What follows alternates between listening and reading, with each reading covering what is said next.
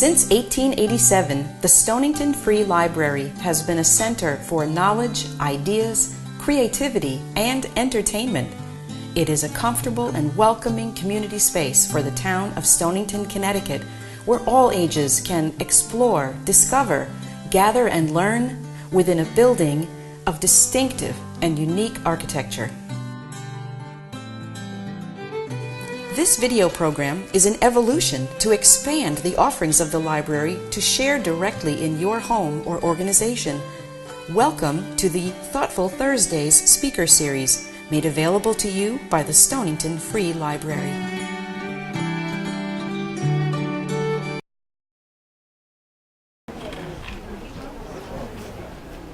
So good evening, everybody. I think we're about to begin. And tonight we are very fortunate to have Nick Bellantoni speak to us about artifacts of the 1830s. Yeah, I don't know how we're going to do that, but we will. We'll fake it. You're going to tell us a little about the Custom House, because we're going to have a tour of the Custom House following Nick's talk. And let's keep our questions, hold the questions after his talk, and he will answer anything down at the Custom House. Sure. Okay? So anyway, it all started when a local couple did some excavation on their property, and there are two people right here who did the excavation, right? They were with us. Who were with us, and they asked Nick to examine what they have found, and not the people, but what they have found. You're a doctor? And so he's going to tell us what he found. Something about it, okay? We will absolutely do that. Yep, we're going to. But anyway, he is very well qualified to speak on this subject because he serves as the state archaeologist with the Connecticut State Museum of Natural History and Archaeology Center at UConn. He's been featured on PBS, History Channel, and Discovery Channel. So let's get started. I wish we hadn't been, but we have been. Okay. Thank you so much. Okay. It's such a beautiful day. My goal is, I guess usually these talks go on for about 45 minutes or so, but it's such a gorgeous day, and we do have to walk down to the Custom House, so I'm going to try to keep it as brief as possible, maybe 20 minutes, half hour at the most, and then we'll take a walk down there. It's a wonderful opportunity to go into the Custom House, which is one of the premier historic sites you have down here, and it's a rare opportunity to actually see it. So we'll talk a little bit about that and go there. But it's such a beautiful day too. I don't know how you want to be inside too long, but I even wore my Hawaiian shirt just to. I usually wear Italian shirts, but in honor of the nice warm weather we finally have gotten here. Before we start, some good friends here. Before I start, I want to introduce a couple of people because they have worked with us for so long and have contributed to so much of the archaeology here. You may know them already, Polly and Bruce Green. Bruce and I go back to they're neighbors of yours from North Stonington and grew up here, and Bruce has been working with us for 30, 40, 50 years. I don't know, he doesn't even know how long it's been.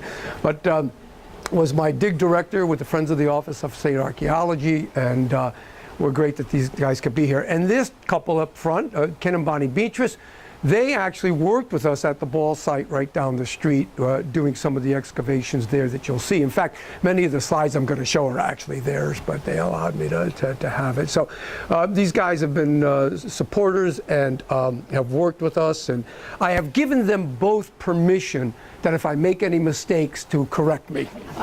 Good. And they've worked with me long enough to know I make mistakes, so listen. So that's what we're going to do, and then we'll get you to the Custom House. Historic artifacts from the 1830s. Now, I got to tell you, that's a tight frame for an archaeologist. We sometimes work in thousands of years or hundreds of years, but what we could deal with in terms of this time frame are historic artifacts and historic sites in the area that have artifacts from that area. So it's a little tight for us. Because much of what we do extends for periods of time, and 19th century, 18th century, some colonial era, and so forth. But we'll try to make sense as much as possible out of it. First of all, I know I don't have to tell you guys how historic your community is, but you know, you may not know that you have 43 archaeological sites in your town. At least that's how many are listed with our Office of State Archaeology. You may, in fact, have probably more than that have never been recorded. Almost 3/4 of those are Native American sites that go back in this area 10,000 years or more. And of course, we've got 10 historic and industrial sites listed. You have 13 National Register of Historic Places. And while you probably don't even know it, or probably are not aware, archaeologists have been up and down your community for quite a while. We have had over 20 archaeological surveys conducted in this town. So really getting to history here in kind of a unique way. History that's not necessarily in a standing structure, history that's not necessarily in the books that you read about the community in your town, but history that's actually in the ground and based on material culture. We are kind of historians, but we're not historians. We use history, we interpret history as archaeologists, but we don't necessarily rely on the written word or maps or diaries. What we rely upon are materials that come out of the ground to interpret those in unique ways. So sometimes, you know, archaeological sites confirm history. They're most fun when they change history.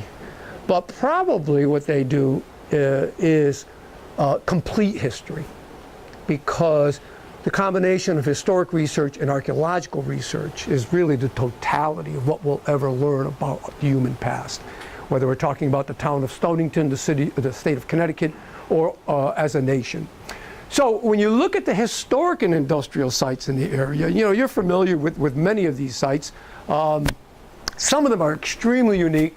You know, Stanton Davis, the Davis farm down in Pawcatuck goes back to the you know, to the 1600th to 17th century, with archaeological resources associated there, not only of the Stanton and Davis families, but also, of course, of the Native Americans that occupied that site.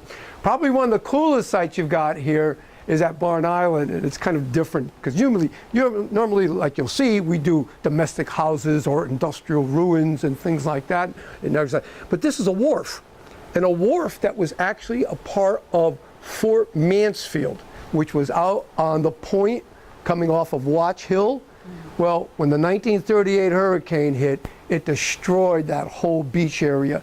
And a huge wharf, if you will, the dock, about a section about easily the size of this room, drifted across the Sound and banged into Barn Island, and it's still out there. And it's kind of you know, that fort was built with the Spanish-American War in the 1890s.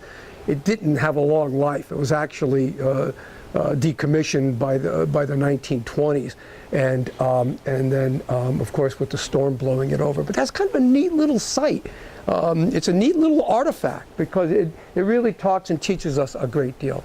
So we're going to go to the Custom House, and of course you know the Harbor Lighthouse and many of these important sites. And just a quick shout out to our friends at the Indian and Colonial Research Center, because you know, Eva Butler's collection. Eva Butler was a very early archaeologist in the 20th century who did amazing work, very early, good scientific controlled work. And she housed her collections here in town, in West Mystic, in Old Mystic, and I should say, and it now, of course, houses one of the biggest colonial and Indian artifact collections from this area. So you should be aware of that too. There's archaeology all around you and material culture all around you. Some of you, you know, you live in you live in historic houses here. You know, you go do some gardening in the backyard and you find shards of ceramics and glass and different things that are out there. And those are all not, you know, they're trash to you, but to us, it's material culture that can teach us about that past. So your ground here is littered with archaeological components. And I just mentioned the Battle of Stonington. because not only is it obviously a very pivotal historic factor here. By the way, you guys also know you were bombed here with in 1775 with the Brits, with the Revolutionary War. You guys had some things going on, but the Battle of Stonington for the War of 1812. You know, you've got all the documents, but a couple of neat things. You know, you've got artifacts that are still in the town. Some of them in museums, at the Lighthouse Museum, that testify to what happened there. This is down at the Lighthouse Museum that has a cannonball that was embedded in the Trumbull House. It's such a powerful artifact. You know, it doesn't just speak of, you know, reading a book about how they attacked and what they did. It's the actual artifact. That's a personal connection with the past. And that's what archaeology does and gives us. And it gives it to you right here. By the way, you know the story of the woman that died during the bombing here, was buried in the cemetery in her bed? It's a great story. I can't go into the whole thing. But, you know, it turns out that we found that with ground-penetrating radar. We thought it was a legend, but we found a great crater. A woman died during the bombing. A bomb had blown a crater in the cemetery, so when she died, they put her bed and all supposedly into the crater and they buried her over. We actually found with ground-penetrating radar the feature of it, so we could verify that it actually did happen. But anyhow, these are powerful elements.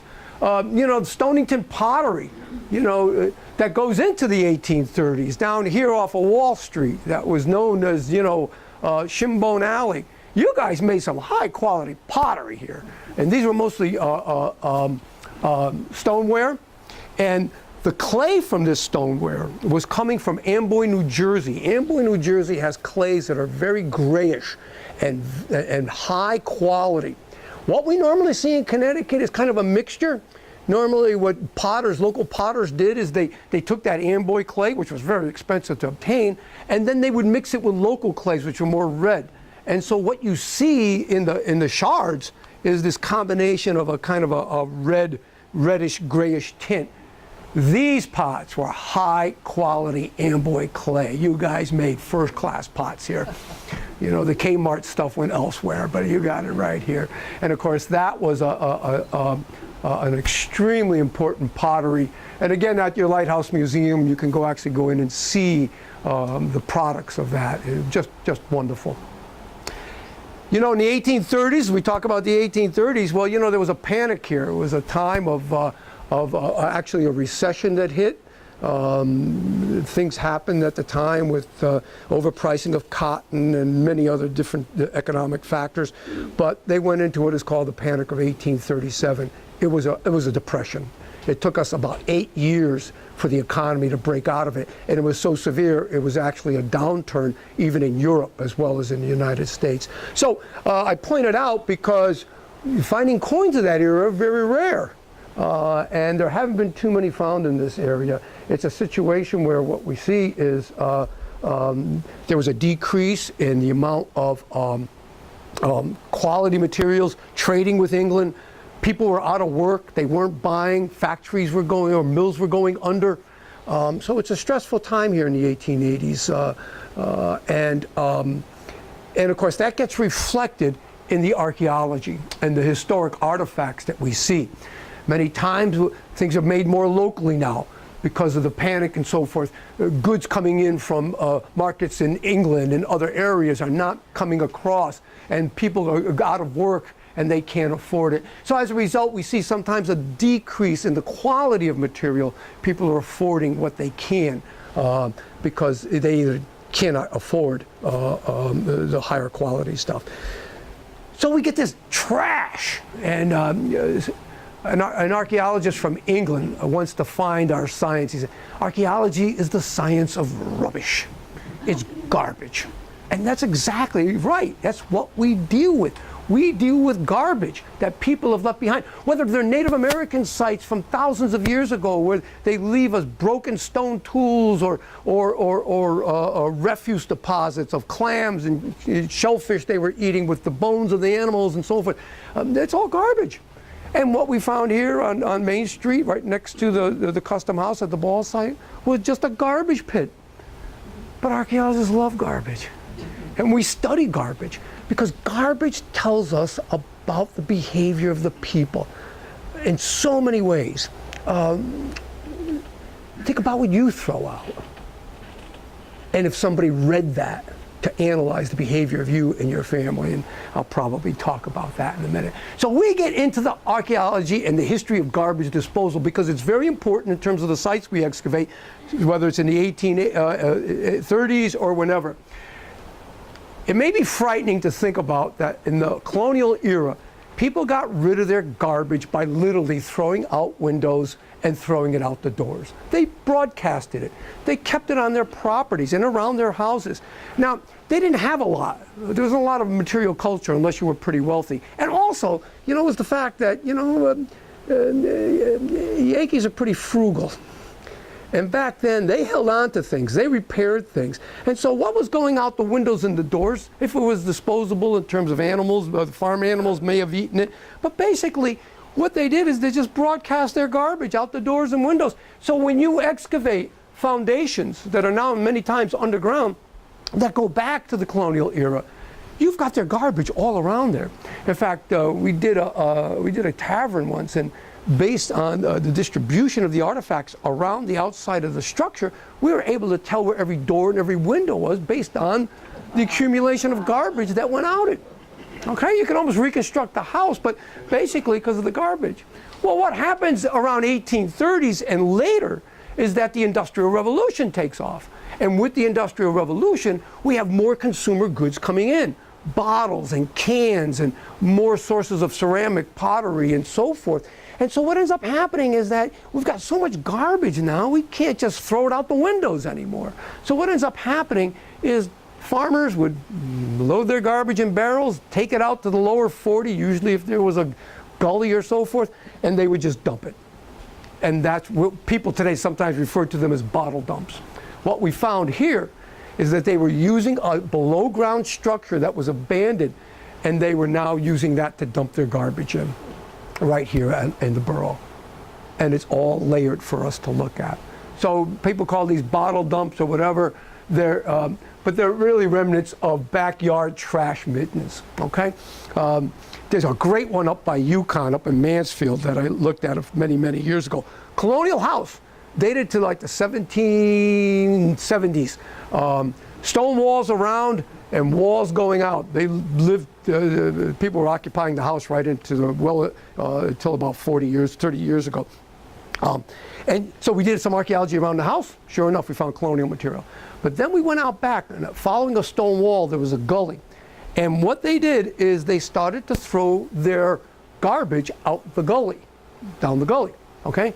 But what they did is created a linear landfill, if you will. And so when we first found the gully, we looked down, and there were artifacts dating to the 1830s. Walked out a little further, and you can see artifacts dating to 1860, 1890, 20th century, 1920s. But we got way back farther, we found McDonald's wrappers, Coca-Cola bottles, and they were still dumping their trash out there. But this was kind of usually we see it stratigraphically. This was linear, and it was just so cool. It was a time capsule. Obviously, today, our properties are so small, our populations are so large, consumer goods come in and out at such a rapid rate that you can't, it would be unsanitary to keep our garbage on our properties today. So municipalities, the state, whatever, comes and picks up your garbage and sends it off to a landfill. And one of the highest peaks in Rhode Island is their landfill. Okay? We create mountains and mountains of garbage. Some of it now is being recycled, and we're dealing with that. But think about that for a moment, because when we go down here to the custom house, we're going to go do the excavations we did on the Wall family property, where garbage is in the backyard. That means doing land deeds to see who was here in the 1830s or who was living on that land at that time and matching up artifacts for them. We can now actually look at how do you want to say, the personal behavior of individual families. But when archaeologists come back to look at us, They're not going to be able to distinguish your garbage from my garbage. And so interpretation, analysis will go from the individual family levels to community levels, because we can't distinguish garbage anymore. It's all piled in the same area. You see what I'm getting at? You know, we can look at particular people's livelihoods. We can look at what they're using, their socioeconomics. We can understand a great deal about them, but in the future, they can be able to do that about us. We're all going to be commingled into one spot, and they're going to look at us, and interpretations are going to be. So what do we learn from these trash middens? You know, we learn what people are doing on their properties. We see changes through time and technology and how local people are utilizing that technology. We look at household economies, what people have and what they're using. Are they tied into international markets, or are they basically buying locally? How are they getting these goods? And could they afford the socioeconomics toward it? And we understand more about how they use their properties. You know, there's wells, when they used wells to get water, when they used privies for what they used privies for. When those were done and they shifted that privy, well, they filled the pits with garbage. That became a place of disposal, and that's what you're going to see down here, or at least what's below the ground. So we get to see what families are doing, and we can understand them more fully. I think about us in our landfills. There's an archaeologist today, by the way, in Tucson, Arizona, who looks at modern garbage. He analyzes garbage from an archaeological standpoint, from modern day trash in landfills, and interprets and makes inferences to the behavior of Americans based on what he finds. But think about how that's going to, how we do it changes archaeology, because when I don't know much about how landfills today form. I'm assuming they go up and out through time, which means the lower levels are earlier. And if so, and they start looking at our trash, they're going to first of all see these mountains of trash, not just a midden in the backyard. They're going to see mountains. And so when they excavate in the top levels, they're not going to find newspapers and cans and plastic and glass. But when they get to the lower levels, they're going to find all that stuff. And by the way, they have found carrots in these landfills that have been there for 60, 70 years and will probably be there for hundreds of years. But anyhow. But archaeologists are going to analyze that. They're going to try to figure that out. Why did all of a sudden these things disappear? They're going to figure, well, maybe they changed their technology. Maybe they stopped using paper. Maybe they stopped using glass. Maybe they no longer use plastic. Or maybe some archaeologist is going to figure, you know what, these people had a problem. These people had a problem, and they had to figure out another way in which to deal with their trash and how they were affecting the environment. Okay? You could see it in the archaeological sites, and you can interpret it. We have to rethink how we dispose of things now because of what we've done. Okay? It's going to be in the archaeology. It's going to be, we're going to dig that. I don't mean we're going to like that. We're going to dig it actually physically is what we're going to do. So here's what I want to point out to you, because this is down the street. This is a dumping. And when I talk about these things, changes through time, socioeconomics and so forth, what we're looking at in these trash middens are basically episodes of dumping. They dump, they come back later on, they dump again, and you get a sense of how long, based on changes in artifacts and so forth, people have used these things. But look at these. I'm going to follow this line. Very clear to you. You can see this change here. Okay, that's an episode right here. Ash is laid down on top. You could see another level coming down like this.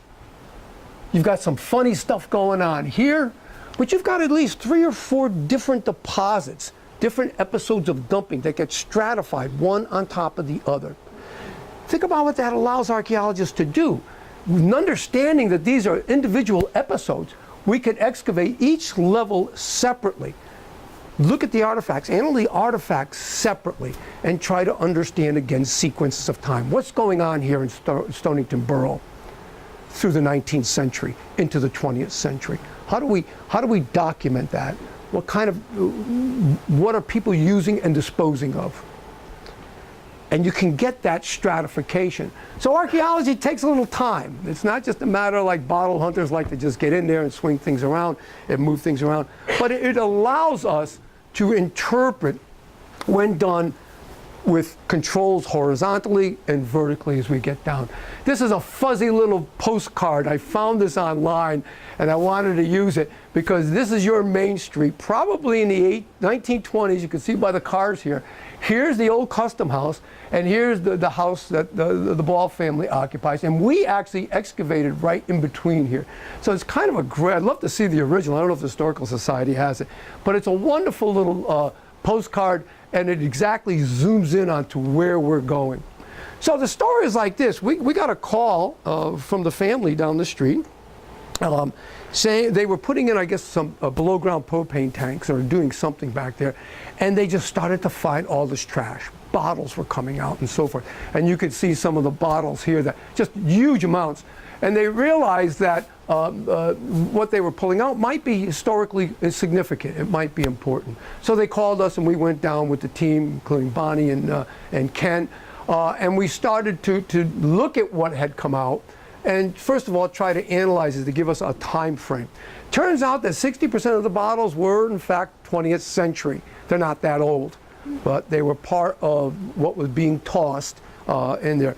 40%, not quite half, were 19th century, and some coming back as early as the 1830s.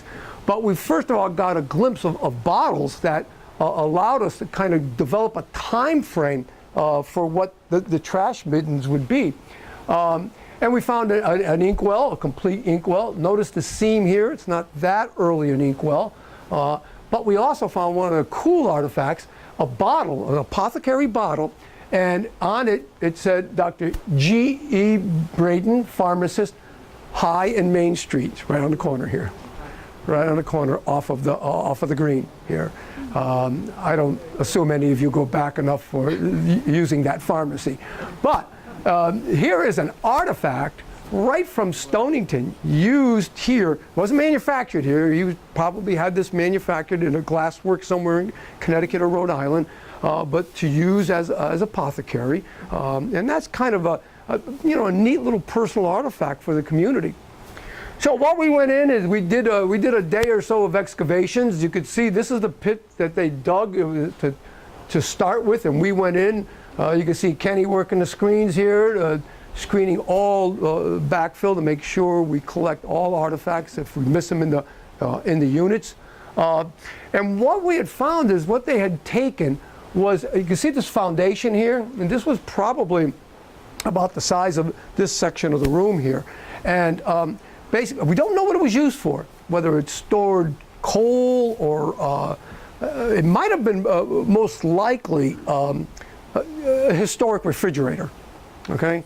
Before refrigeration, electricity, you basically put your produce in the ground. The ground kept it cool. Cellar holes, we have cellar holes that go back to the colonial era, many times built into the side of hills that were used to store vegetables and other products. So it kept it cooler in the summer and warmer, maybe enough in the winter. And what we think is this was probably a cold storage area. And once they stopped using it, sometime in the late 19th century, probably around 1880 or so, they started to fill it with garbage. And that's the deposits we were able to go through. And Amanda Ball actually helped us out here, and she was actually a student in archaeology, so she got to cut some of her teeth on her own family's property. The stratigraphy was very complex. You could see different colorations and layers coming through here, but things were crushed and broken, and we had to get through that in a way to, again, interpret it. And some of it was horizontal. You see some of these nice striations in the ground. Again, episodes filling in, collecting what we can. Sometimes even the smallest shard is enough to give us information that we might be looking for about the people that lived there at the time. The oldest artifact we found down the street was actually a kaolin pipe stem. These are the old English clay pipes that they go back to the 17th century. You know, with the long pipes the guys at the tavern were just kind of smoking with and breaking them off. One of the things archaeologists can do is we can look at the bore diameters in the stem, and basically, you go back to the 17th century, and the way they made these things, the bores are kind of large. But through time, they got better refined at the technology, and the boreholes get smaller and smaller. And you could do a relative date of a pipe stem based on that bore diameter. They're still making clay pipes today. So the bore stem came out to indicate a time frame of the mid-17th century, which is very early for a site like this. So we don't know if it's something wrong with the dating or something that was held on to for a long time. You guys keep artifacts that are important to your family or important to your community or important to yourselves, and you keep them in your houses. I have Frank Sinatra artifacts all over my house. My wife says I have to get rid of it, so I don't know. If any of you are interested in Frank Sinatra, let me know. But they ever do my house, they're going to find all kinds of stuff like that. But maybe they held on to. We don't know, but it is the oldest artifact found down here with the early settling. And also, one of the few things we found tons of bottles. You saw some of the pictures and so forth, but we found very few ceramic shards. That is to say, plates, cups, saucers. And usually when you do these historic properties, you find a lot of that stuff around because it's, it's part of the domestic material that's going out. It could be that what we were getting here is more trash from the fireplace. We've got a lot of ash, a lot of coal ash. So what we might be seeing is that kind of mixture and not necessarily what's happening to ceramics. But that was one of the things that was really puzzling. And then this is probably the most unusual thing we found, and we call it Miss Ball, not of the family, but we found a German doll head, okay? And we only found one eye associated within the trash heap. Kenny did a whole paper on trying to find this down. It's made of a bisque of a ceramic. You can see it's actually called a dolly face type of a doll. I don't know if any of you collect dolls or are interested in them. The ears have, are pierced, so you could put an earring there. I'm assuming the hole there is for a hair and a wig to come through. It's really a neat little artifact. We found no body parts of this doll, and we didn't find the other eye within the work we did. But it's kind of a neat little artifact, a personal item that necessarily, and it's being imported from Germany. That says something more about them. It dates to, they were manufacturing these from 1880 to 1910, and that is very consistent with the bottles we found and much of the garbage that was in that layers. So there was a specific time frame, maybe about 30 years, that they were dumping trash into that pit that we were able to excavate through and get to. Whether it got back as early as the 1830s, some items do date that back far, but many of these are later and part of what we were able to get there. So this is all located next to the custom house. None of these artifacts we can associate with the custom house as far as we know. They are associated with the domestic dwelling that's there, the house that's there. But if you do know about the Customs Service, it was established by the very first Congress of the United States after our success in our revolution. And what they did in that building is they assessed and collect duties for imported goods. They controlled imports and exports, and certainly they were there to combat smugglers and people that were trying to perpetrate revenue fraud. It looks like, as far as I can understand, it was built in 1827, and it was originally served as a bank. And when we get to go inside, you're going to see some elements that you would recognize in a historic bank. But by 1842, Stonington Borough was now considered by the federal government as a major port of entry. And most likely what was coming here, the biggest products were coming from the West Indies. The trade with the West Indies, products were coming in. The custom house had to assess those for imports and exports and of what was going out also to the West Indies in that trading mechanism. So this becomes a very important place throughout Connecticut history and certainly the history of the United States. And the Custom House is a standing structure that tells us of that history and what went on here. The chances are of doing archaeology around the structure might yield some archaeological evidence, but custom houses are not likely to yield a lot of artifacts. They're not like domestic sites where you're throwing trash out. And certainly nothing we found can we associate with the custom house.